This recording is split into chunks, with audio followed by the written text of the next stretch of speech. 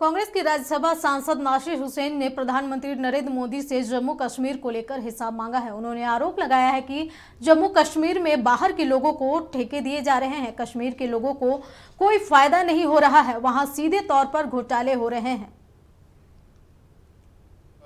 प्रधानमंत्री नरेंद्र मोदी जी पिछले 5 साल जो राज्यपाल का कार्यकाल रहा और उसके पहले 3 साल जो इनकी सरकार का कार्यकाल रहा, वो 8 साल का रिपोर्ट कार्ड दें कि 8 साल में इन्होंने क्या किया, कितने वहाँ पे आतंकवाद घटनाएं कम हुए।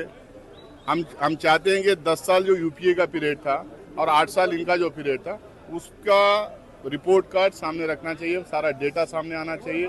कितने आतंकवादी घटनाएं कम हुए, कितने लोग मारे गए, कितने महिलाएं विधवा हुए, कितने स्कूल्स बंद किए।